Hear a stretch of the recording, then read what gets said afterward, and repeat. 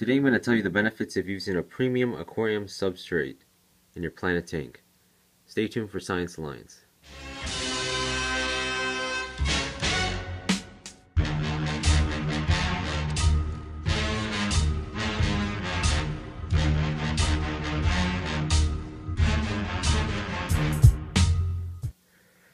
Alright, welcome to the second video of Science Alliance. Today's topic of discussion is substrate in the planet tank.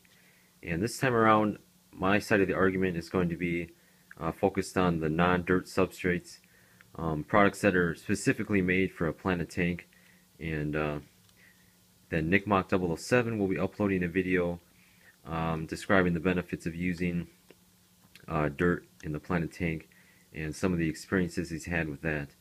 Now, we both currently have dirted tanks, so I've had no experience with these substrates that I'm going to be talking about today, but I did do a good amount of research on them, and I'm sure you've seen a lot of other videos that discuss these same substrates.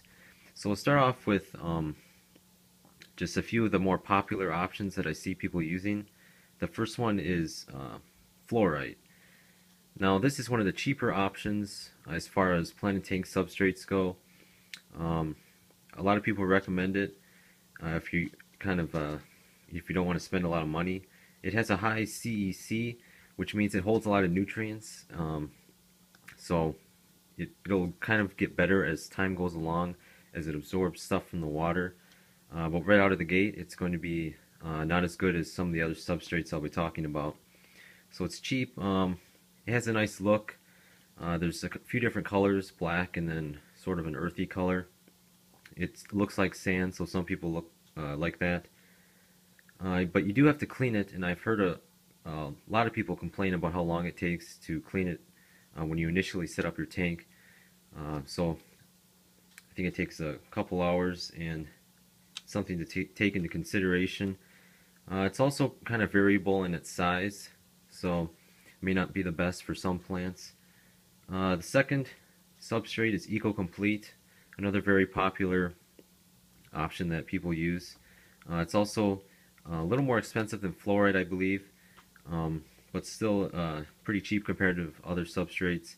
It is inert, which means it doesn't contain any nutrients out of the gate, but just like fluoride, it absorbs nutrients well, and you can supplement that with, usually people use root tabs and dose the water column, and then the substrate absorbs those nutrients as time goes along. The size is also different than fluorite, so a lot of this is just the look. So I recommend looking at some other people's tanks to see what the substrate looks like, and if you prefer a certain one over the other. I've seen a lot of people that really like Ecocomplete, so I have to recommend it as a good option for someone who's starting off. Okay, and the third substrate I'm going to be talking about is ADA aqua soil. Probably the more popular option amongst professional aquascapers. It's active, so it contains nutrients, which means it'll provide a nice start for the plants right away. It does cost a lot, especially if you're going to set up a large tank with some slopes, and then you have a really deep substrate bed on the bottom. The grain is also uniform compared to Ecocomplete, which is sort of variable in size. I have heard some bad things about ADA aqua soil with regards to its longevity. Some people say it turns into mud over time, especially if you disturb the substrate a lot. Others haven't had problems, so it really depends on the batch you get. I hear, or some people recommend that say that the new Amazonia version of the aqua soil series kind of eliminates that problem. So I would have to recommend that one instead of, I think they offer the Amazonia original, and then there's a number 2, but the new Amazonia is supposedly the best one out of those 3. And so you have those 3 options, the fluorite, Ecocomplete, and ADA aqua soil, but you can also mix these together.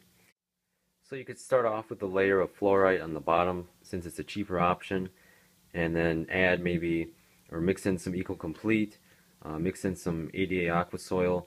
I've seen people mix all 3, or they mix Ecocomplete and fluorite. That's a pretty popular mix that I've seen. So that can be good for people who need to reduce the price for a larger tank or something. Some other substrates that I don't hear a lot about, but I think they're good options. The Mr. Aqua Soil brand, they make a nice comparable substrate. I think it's pretty comparable to the 88 Aqua Soil, but I think it's cheaper. So I've heard some good things about that. There's also the Up Aqua Sand, which is sold by Greenleaf Aquariums. I think that's one place you can get it. It's pretty expensive, but I've heard that or some people think it's even better than 88 Aqua Soil. And there's also the Cal Aqua Labs Black Earth Premium Substrate, which is the substrate I'm going to be getting for the new tank I'm going to be setting up here. So I'm excited to try out that, and I'll definitely be doing a few videos showing how the plants respond to that. And I'm excited to set up a new tank. As you can see here, this tank's getting a little overgrown. I definitely have to trim it up this weekend, but I will be ordering all that stuff for the new tank. Yeah, so be on the lookout for that. If you have any questions about substrates or you need any advice, you can leave that in the comments below. We also have a poll on Substrate, which you can go to by viewing it in the description, the link. There's also going to be a link to Nickmock 007's channel and his video at the end of this video. Please subscribe, and as always, thank you for watching.